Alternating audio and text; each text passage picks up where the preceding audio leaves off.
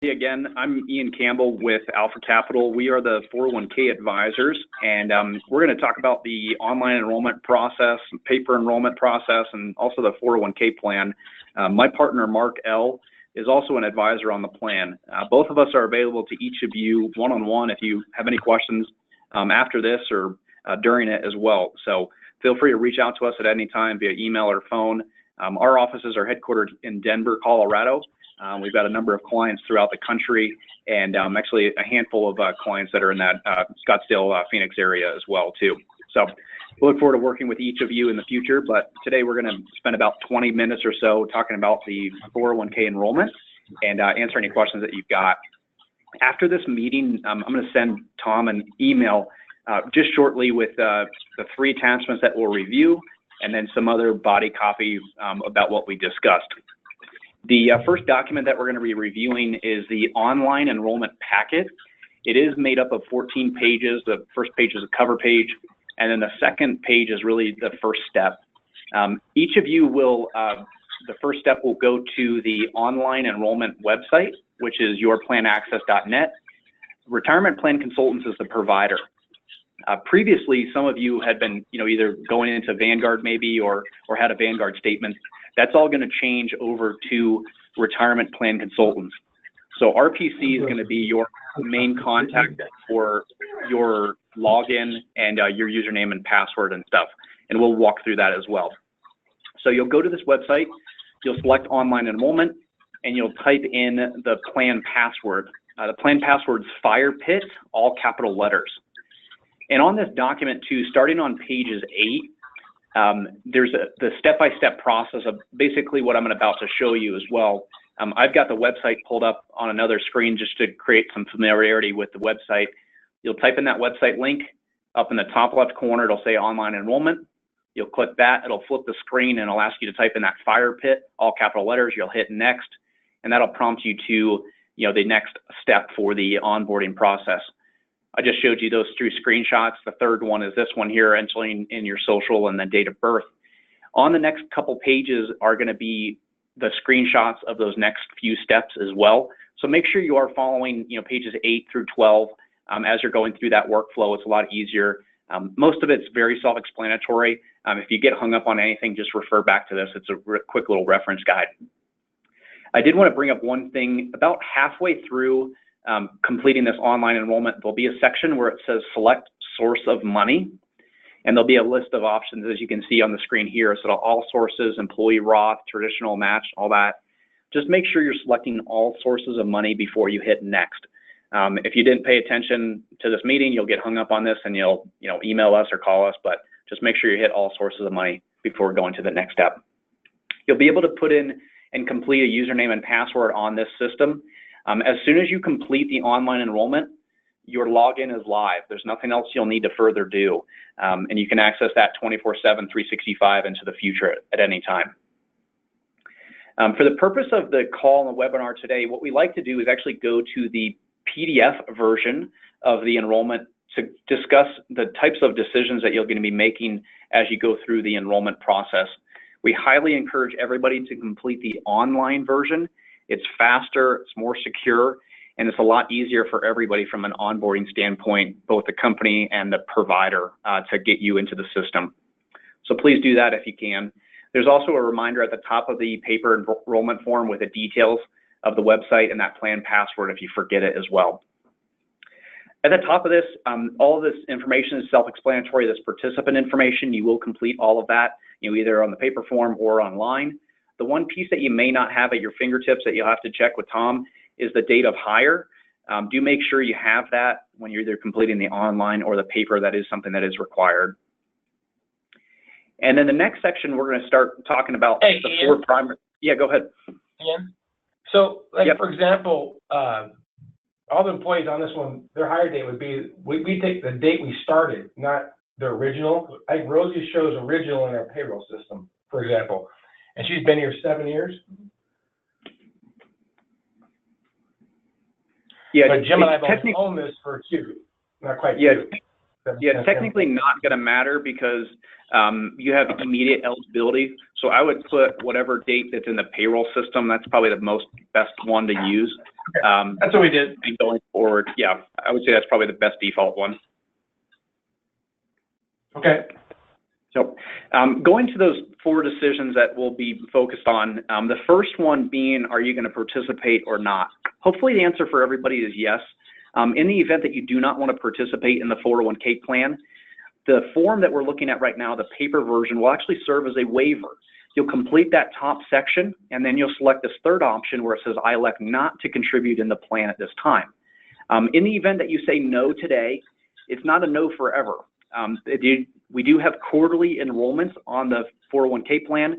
So it's January 1st, April 1st, July 1st, October 1st. So if you say no now, you can then re-enter into any of those dates or into the future at any time. So if you say no, you could ultimately wait until October and then start, or January next year, or so on. If you do want to participate, that's great.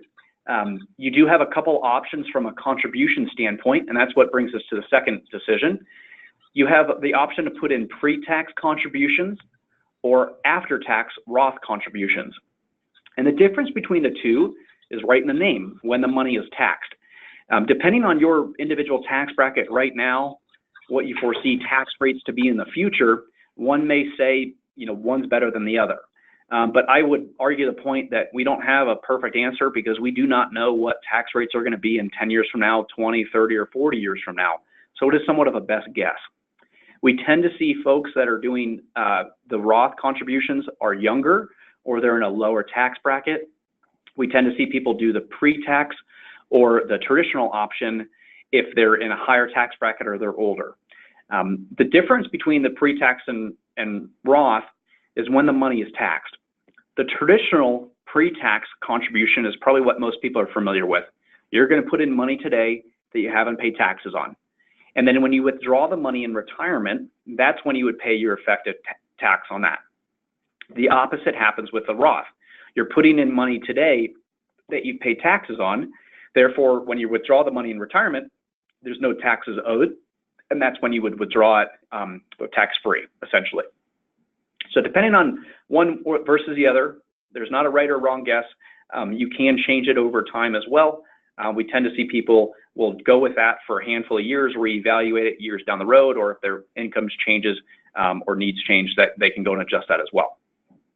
I want to pause just to see if there's any questions on the traditional versus Roth option. I think we're good. Okay. I think when we do this individually, like I'll sit down with Rosie and Carolina and some of the folks will go through it. We're going to do it together as a group, I think, to do it. Sounds good. The one question. So we need to get this, like we did before, signed by everybody, or is it just the people that are interested in this one? So basically, everybody has to get the chance. I do not elect to contribute right now. Yeah, so anybody that doesn't want to participate, you would definitely want to keep a copy of the waiver for them. So they'll fill out this top section and then with their personal information, and then they'll select that third option. If they don't want to participate, they'll sign that second page. And what that does is it covers you of saying, hey, John Smith, here's the 401k benefits. Do you want to participate? If it's a no, they completed a waiver and you've got a copy of them saying no. Gotcha. Yep. We have so those you already want to, for the other one, but since we changed it, we have to do it again, correct? I would recommend just updating it so it's cohesive. It's a little bit of work for the employees to fill out, but not much. I mean, it should take them 5 minutes to complete it real quick. So. So going to the next question and decision is the how much. I feel it's probably the most important out of all the decisions because if you're not saving enough, you're going to be, utterly surprised when you get to retirement and it's not, you're falling short. So the reason why the 8 and the 10% numbers are there is 8% is the national average of all participants across the country, all age groups, all industries are saving it from themselves. So 8% of their income is what they're putting into their 401k on average. 10% is really the number that folks should be saving. If you were to Google how much should I be saving for retirement, a lot of the industry experts and studies and research has shown that 10% is really that magic number for folks to be at. You can do a different percentage if you would wish. What's also important is there's a company match that's available to you if you participate in the 401k plan. That company match is called a safe harbor match. And the way it works is an equation, but I'm going to explain it in a couple different ways so you guys can understand it. The company match is a 4% maximum match if you participate in the plan. If you put in 5%, you get the company match of 4%. And I'm going to say it a different way. It's 100% on the first 3% that you put in, and then 50% on the next 2% that you put in. So it's 1 for 1. If an employee puts in 2, the company gives you 2, 3 for 3. If you put in 4%, the company match would be 3.5. If you put in 5%, the company match would be 4. If you do put in something greater than 5, you still would get that 4%. So in the example, you save 8%, company match would be 4. A total would be going into 12, or total of 12 would be going into your 401k account. As an example paycheck, let's just say your gross, weekly paycheck or biweekly paycheck is going to be $1,000. So that $1,000 you're going to save 5%, which is $50. The company match would be 4% or $40.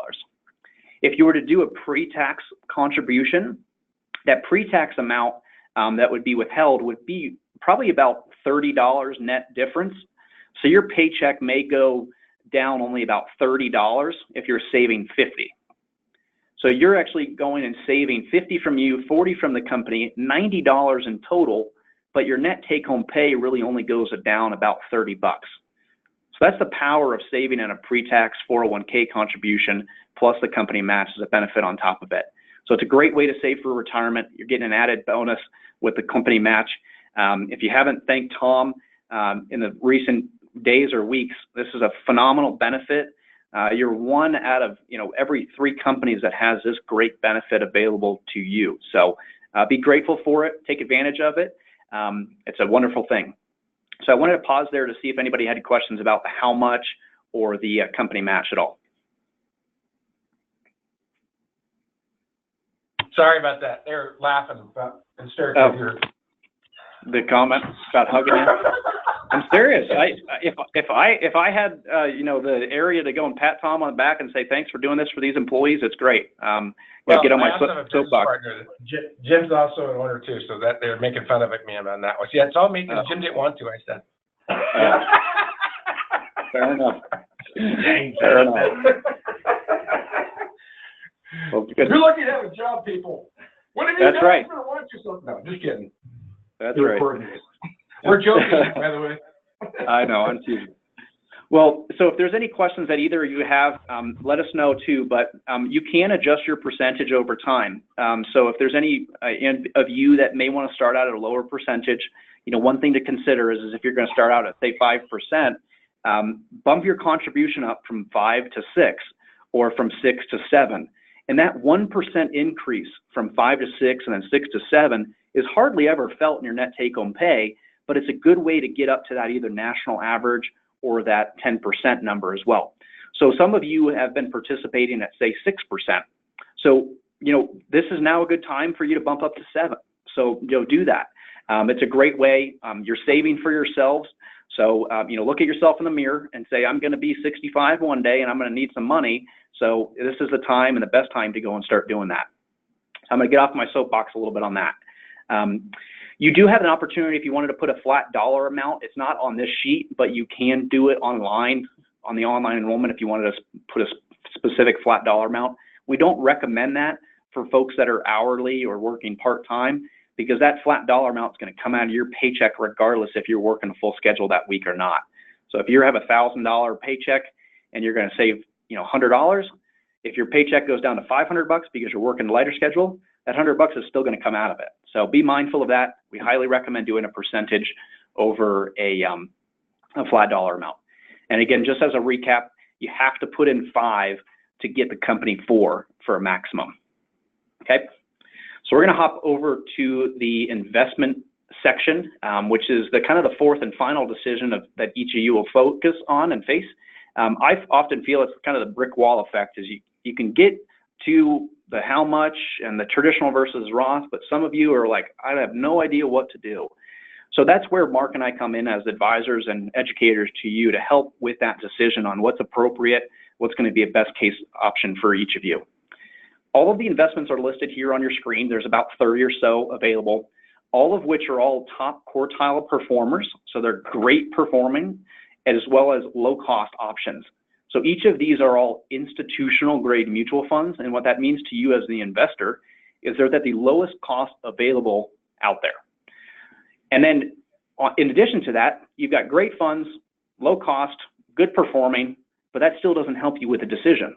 So part of our ongoing advice and education, we put together what's called a quarterly asset allocation guide to help with that decision.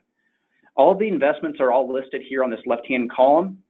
The asset class that they represent is in that second column. The third column is the ticker symbol. So if you care to do a little bit more research, you can simply just throw this little 5-letter ticker symbol into Google and pull up down a lot of information. There's also a lot of information on these other PDF pages out of that 55-page booklet too, if you wanted to scroll down and review that info as well.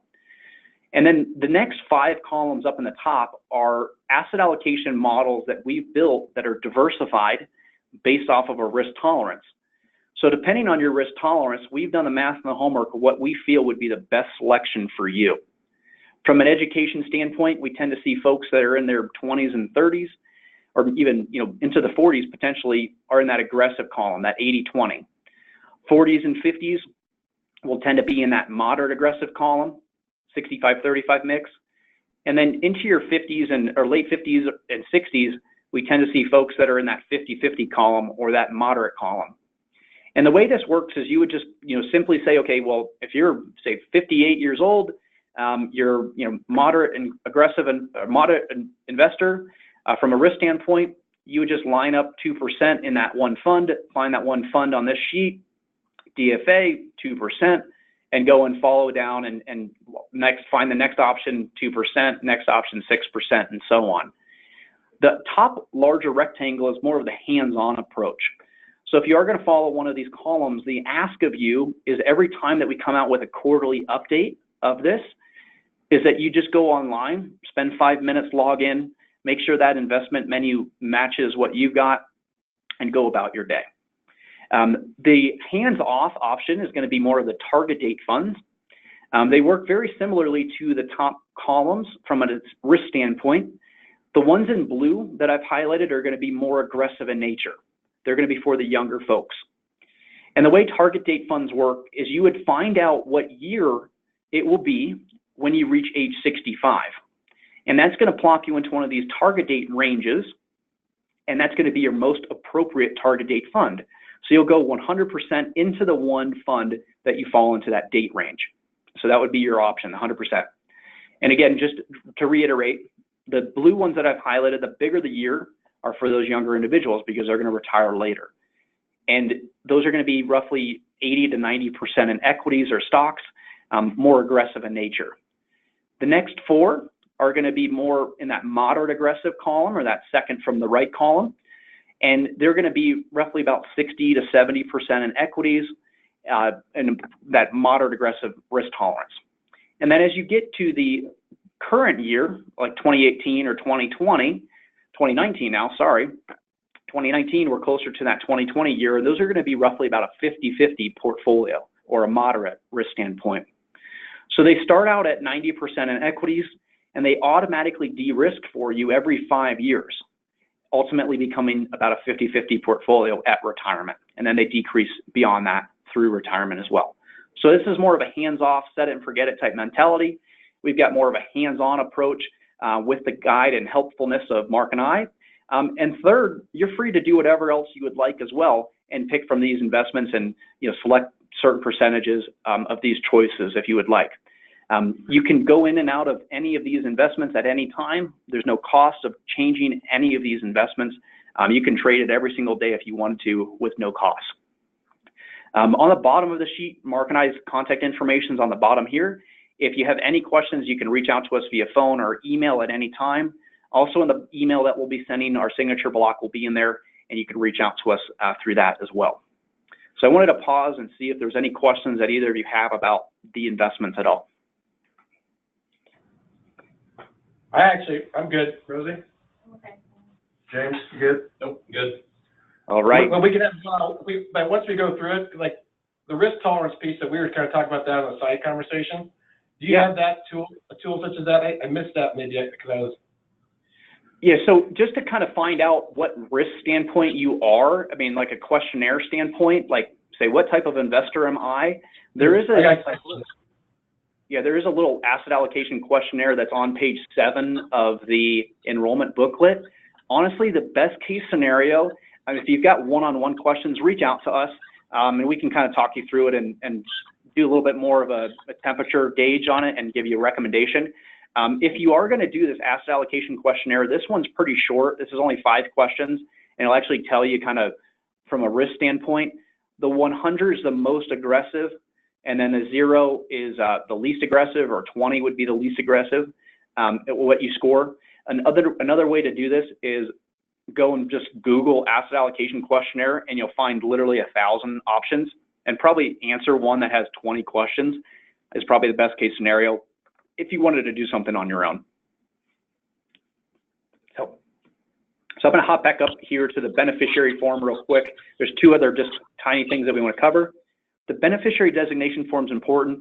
In the event that you pass away, the monies that you've accumulated in the account and rolled into the account go to whom you wish. So make sure you're keeping this up to date with important information. If life changes, people come and go in your life, so make sure you are updating that information. These do supersede a will or a trust, so make sure you are keeping this information up to date. With that being said, you can update this online if you're completing the online enrollment, and you can adjust it at any time online. There is, as an example, I want to just create an explanation. Husband and wife couple, 2 children.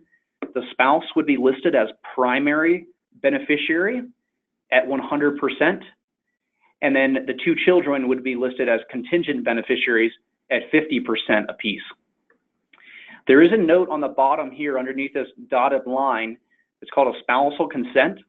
So in the event that you do not name your spouse as primary beneficiary, they have to sign this form as well as a witness notary. So another way to say it, if you're skipping your spouse to be first in line, when you pass away, they have to acknowledge it as well as a witness notary. So don't want to create any arguments at the dinner table tonight or this week, but that is just something that does apply. So if that does apply to your circumstances, you have to complete the paper form. You cannot do it online. Oh. And then the last thing is it's just a plan account rollover. This would only apply if you've got an old IRA, old 401k, retirement plan that you're looking to consolidate into this plan. We are going to go and be working with Tom on the ones that do have balances at Vanguard and rolling those over. This may apply to you, so we'll be in touch with a handful of you that have balances at Vanguard. We will work with you to complete either this or a series of forms from a distribution standpoint. I'm not sure if we're actually going to do either the online version of it. Or you just don't have, yeah, go ahead. So I believe that'd just be Jim and I on that bundled account as the ones that can get that. We have to sign that. That'd be it, I believe. Yeah, I think, well, Carolina and Rosie may have to as well, just to receive their portion of it, but we can we'll tackle that once we get everybody enrolled. Oh, you know what? I actually just recall the form. They don't have to sign it. It's just Jim and I do. We have to request the amount, and it comes to the office, and then we'll do separate ones where they'll sign it over. Yep. I got you. I read you now because you want us to call Vanguard and have the number amount for Carolina, Rosie, or Jim, but Jim and I have to request it through the Vanguard forms. I got you. Yep, and we'll work with you, Tom. After this call, we'll have a separate call to make sure that that's all coordinated correctly with Stephanie, with RPC, so they've got everything above board. So I would, don't worry about anything with the Vanguard stuff right now. We'll get that tackled here shortly after. Sounds good. Rosie wants to start from scratch anyways. Yeah. So, outside of the Vanguard accounts on those 4 individuals, if there's anybody else that has assets that are at other accounts that you want to roll into the plan that are retirement related or qualified, you can do that. Stephanie Wolf with RPC is our dedicated representative, and she can help transition that money from that company over to the new firm at Retirement Plan Consultants and do all the heavy lifting. So if that does apply, let us know. We'll get you in touch with her and talk to you about that transition as well. That is all that we wanted to cover. Wanted to be mindful of your guys' time today. If there's any questions that either of you have, feel free to reach out to us. We're going to be available to you at any time. This is not a one and done either, as other participants will be enrolling in quarters to come. They'll be handling these enrollment meetings. And then also stay tuned for any updates, quarterly updates to that asset allocation guide and newsletters that we put out every quarter as well. Sounds good. Awesome. Well, have a great day, everyone. Enjoy your week. So I'll be able to print this off